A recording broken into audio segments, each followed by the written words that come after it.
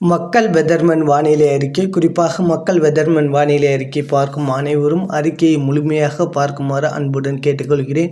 மற்றும் தமிழ்நாட்டிற்கு வரக்கூடிய நாட்களில் மழைப்பொழிவு எப்படி இருக்கும் என்பதையும் பார்ப்போம். எந்த மாதிரியான பாதிப்பு மழை மற்றும் நம்மளுக்கு மழைப்பொழிவு எந்த மாதிரியான ஒரு பருவமழையை கொடுக்க உள்ளது என்பதையும் முழுமையாக பார்க்குமாறு அறிக்கையை அன்புடன் கேட்டுக்கொள்கிறேன். மற்றும் குறிப்பாக அதாவது கடலோடைய வெப்பநிலையானது தமிழ்நாட்டுக்கு ஒரு சாதகமான சூழ்நிலையில் இருக்கிறது. 26 டிகிரியிலிருந்து 27 டிகிரி வரைக்கும் இருக்கிறது இதன் வெப்பநிலை. இது போதுமானது. ஒரு புயல் தமிழ்நாட்டை கரை கடந்து போவதற்கான ஒரு சாதகமான ஒரு வெப்பநிலை தான் என்பதையும் உறுதிப்படையாக ஆணித்தனமாக சொல்கிறேன். மற்றும் இதற்கு அடுத்தபடியாக மழைப்பொழிவு எப்படி அமையப் போகுது என்பதையும் பார்ப்போம்.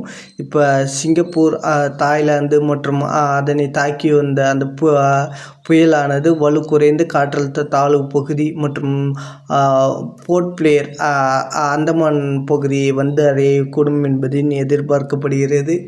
இது வர்றதுக்கு இன்னும் 2 முதல் 3 நாட்கள் ஆகக்கூடும். இதன் காரணமாக குறிப்பாக தென் இலங்கை கீழே குறிப்பாக கன்னியாகுமரி கடல் ஒட்டிய பகுதியில் அந்த சுழற்சியானது இருக்கிறது. இந்த வரைபடத்திலே பார்த்தீங்கன்னா உங்களுக்கு புரியும். இந்த சுழற்சியும் அந்தமான் நிக்கோபார்கிட்ட நிற்கக்கூடிய அந்த சுழற்சியும் ஒன்று இணைந்து ஒரு காற்றழுத்த தாழ்வு மண்டலமாக மாறப்போகுது என்பதை மீண்டும் ஒரு முறை தெரிவித்துக் கொள்கிறேன்.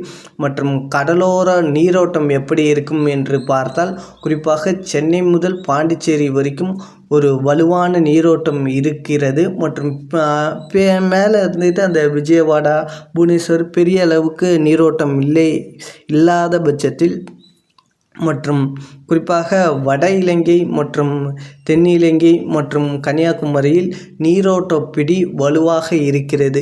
இந்த ஒரு இடம் தான் நம்மளுக்கு சாதகமாக அமைகிறது.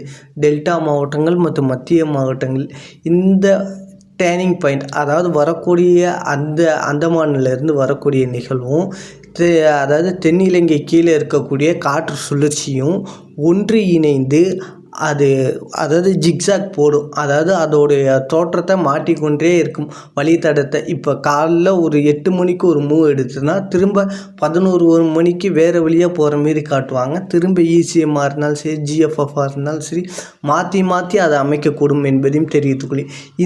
இது நிகழ்வு உறுதிபட சொல்ல முடியும்னா கரெக்டாக 27ஆம் தேதிக்கு மேலே தான் இந்த நிகழ்வு பற்றி உறுதியாக சொல்ல முடியும் என்பதையும் தெரிவித்துள்ளேன்.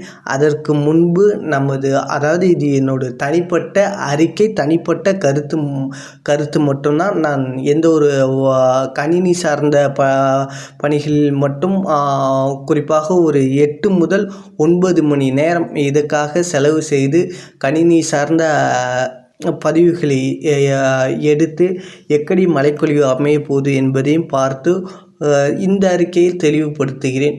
குறிப்பாக அப்படி அமையும் பட்சத்தில் அந்தமான் நிக்கோபார்கிட்ட வரக்கூடிய நிகழ்வும் தாமதம் அடையும் பட்சத்தில் அதாவது தென் இலங்கைகிட்ட இருக்கிற அந்த காற்று சுழற்சியானது வலுப்பெற்று காற்றழுத்த தாழ்வு பகுதியாக மாறும்.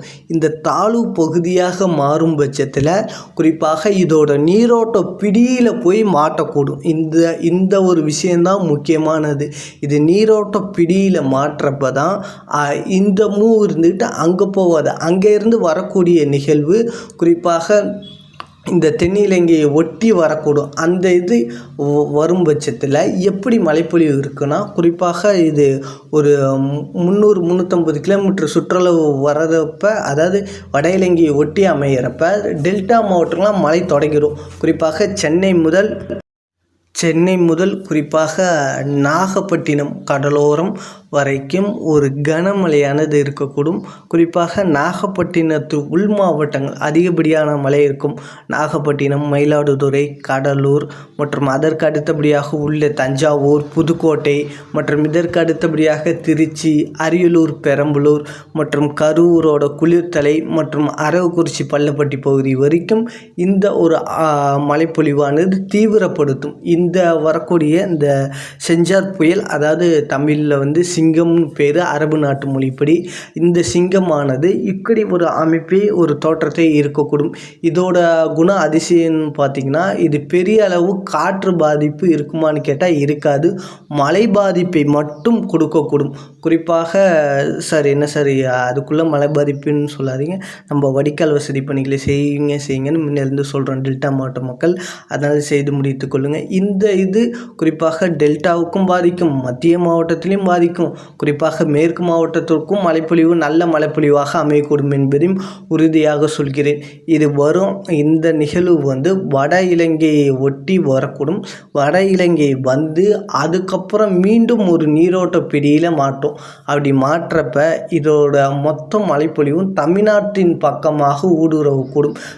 அதாவது காற்றின் திசை ஃபுல்லும் டெல்டா மற்றும் மத்திய மாவட்டங்கள் மற்றும் கடலோரம் ஒட்டிய மாவட்டங்களில் அதிகப்படியான மழையை கொடுக்கக்கூடும். இது கரையை கடக்குமான்னு கேட்டிங்கன்னா, கரையை கடக்க நாள் எடுத்துக்கும், அதிகப்படியான நாட்கள் எடுத்துக்கும். இது இப்படி அதாவது ஜிக்ஜாக் போடும், இங்கே மேலே கீழே இப்படியே நவுந்துட்டுருக்கும். இதுவே கிட்டத்தட்ட 3 நாட்களுக்கு கடலில் இருந்துக்கிட்டு ஒரே இடத்துல இருந்து ஒரு 100 கிலோமீட்டருக்கு 3 நாட்கள் எடுத்துக்கும். அப்படி இருக்கும்.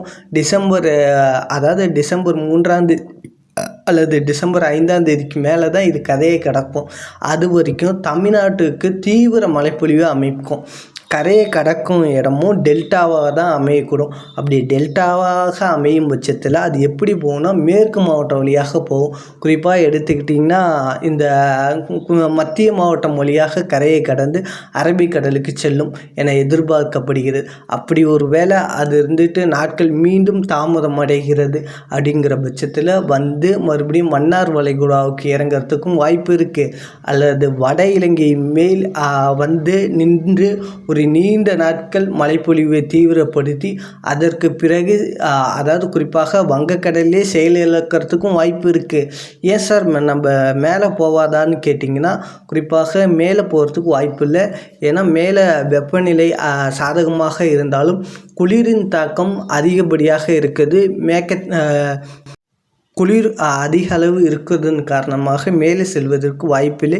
இது புயலாக இருந்தாலும் அதனோட நீரோட்ட பிடியில் மாற்றுறதுனால்தான் இது மேலே போகிறதுக்கு வாய்ப்பில்லைன்னு சொல்கிறேன். இது தமிழ்நாட்டில் தான் வரும், தமிழ்நாட்டில் தான் கரையை கடக்கும் என்பதையும் மீண்டும் ஒரு முறை ஆணித்தனமாக சொல்கிறேன். இது என்னோட தனிப்பட்ட அதாவது ஒரு 10 மணி நேர உழைப்பின் மூலம் இது கணிக்கப்பட்டுள்ளது என்பதையும் தெரிவித்துக் கொள்கிறேன். இது தமிழ்நாட்டுக்கும் ஒரு நல்ல மழைப்பொழிவை கொடுக்கும், ஏரி குளங்களுக்கு நிரப்பக்கூடும் என்பதையும் தெரிவித்துக் கொள்கிறேன். இதை பற்றி மேலும் இன்னொரு அறிக்கையில்